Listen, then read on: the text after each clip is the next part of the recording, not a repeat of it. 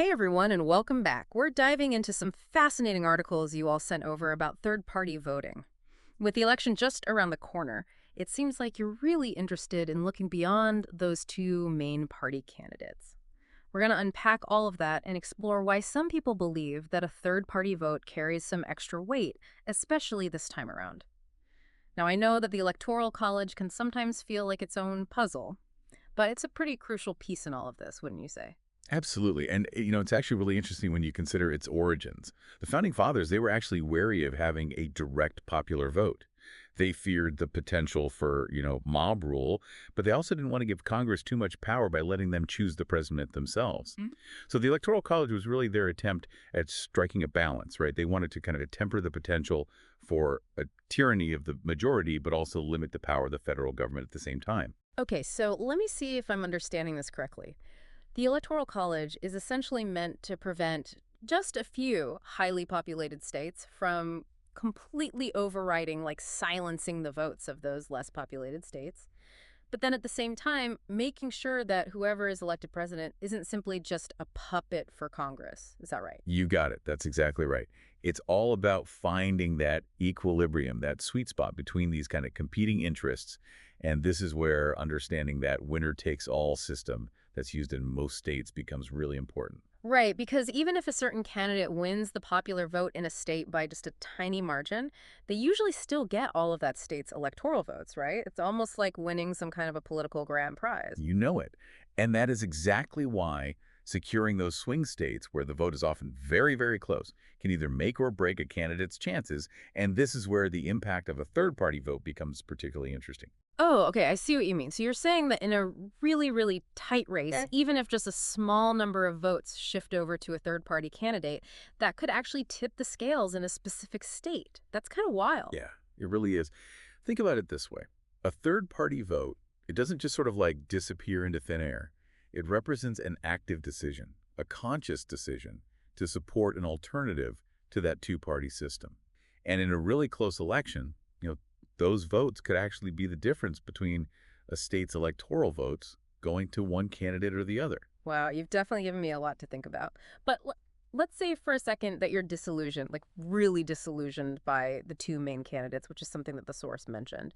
Does a third party vote actually hold more weight in that case than just, sitting this election out altogether? What about an uncommitted vote? Does that even make any kind of a difference? Well, you see, that is the million-dollar question, isn't it? That's what so many voters really grapple with. But let's try to break it down a little bit, okay?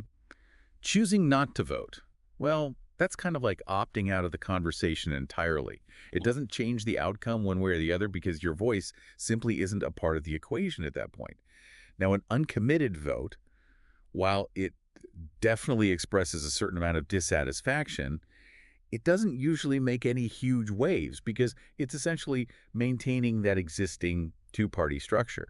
You're basically saying, yeah, I'm not thrilled with either of you, but I'm sticking with the system. Right. It's kind of like going to a restaurant and saying, well, I'm not really crazy about anything on this menu, but I guess I'll still order something. It's exactly. A third-party vote, though, that's a different story. That's like, bringing your own lunch to that same restaurant. You're actively taking your vote away from the main contenders on the menu, and that can directly influence that electoral college outcome. Especially like we were talking about in those really tightly contested states. It really is. It's like you're saying, you know what? I'm not satisfied with either of these options, so I'm choosing a different path. And that's really where the potential impact on this election comes into play, right? Yeah. Yeah. The source material that you shared, it brings up this really fascinating argument. Oh, yeah. It mentioned how some people, they see their third-party vote as like this way to take a stand, especially on these issues that they feel both of those major parties are kind of just straight up ignoring. It specifically mentioned genocide, which I have to admit that really made me stop and think. Yeah, it's a very powerful motivator for some voters. What I think is really interesting is how the source kind of framed a third-party vote, especially in that context. It's almost like they're trying to create some kind of historical record of dissent. By choosing to vote for that third-party candidate, even though, yeah, they're probably not going to win, but those voters are saying, this issue, it matters, and I refuse to let it be ignored. I refuse to let it be forgotten. Wow. Yeah. It's almost like they're using their vote to etch, like literally etch their concerns into the historical narrative. Exactly. It's a way to make sure that their voice is heard, even if at the end of the day, their candidate doesn't win. Yeah. It's a way of them saying, My vote, it's not just about today's election. It's about how this moment is remembered in the future. Now, I have to admit, when I read that part about the major party candidates being compared to diarrhea and constipation, Hmm. I wasn't totally sure what to make of that one. It's a little out there, don't you think? Well, it's certainly a colorful comparison. Yeah. But I think at the end of the day, what it really speaks to is that deep sense of frustration that a lot of voters just feel. It's like they're being forced to pick between two really unappealing options. And then that third-party vote, that becomes a way to, like, reject that whole premise altogether. Right, like I don't want A, I don't want B. I want something different. Right. So it's a way of saying I refuse to even participate in a system that doesn't represent my values, that doesn't address the issues that I actually care about. Exactly. It's a powerful statement. But beyond just making a statement, does this kind of strategic third-party voting actually have the power to influence the actual election outcome? That's what I'm really curious about. Does the source offer any insight on that? It does. While acknowledging that a third-party candidate winning, it's a long shot, it's not very likely. But they argue that these votes, they can still create a ripple effect. Think about those close races that we were talking about earlier. Even if that third-party candidate doesn't win a single state, they might still draw enough votes away from one of the main candidates to actually shift that balance of power. So even if it's not a direct win for that third-party candidate, those votes could still end up being that deciding factor in a really close race between the two main candidates. Absolutely. And I think what it really highlights is how these seemingly insignificant shifts, these small shifts in these voting patterns, they can send a very powerful message to those major parties. It's like a wake-up call. Yeah. A way for voters to say, hey, listen, you can't take our votes for granted. You have to address these issues or you might just lose our support. Exactly. And remember, because of how the Electoral College works, even small shifts in those key states, those can have a huge impact on the overall outcome of the election. That's part of what makes this whole conversation so fascinating. It's not just about picking a winner. It's about using your vote to almost like shape the political landscape itself, right? You're holding those major parties accountable. Absolutely. And that's a key takeaway here. This source really emphasizes the idea of a third-party vote as this way to quantify dissent. Quantify dissent. Now, that's an interesting phrase. What do you make of that? Well, I think it gets at the heart of what really makes a third-party vote different from just simply opting out. Because by actually casting that vote for a third-party candidate, you're making this very conscious choice to align yourself with a specific set of values, a specific set of issues. And you feel like those just aren't being addressed by either of those two major parties.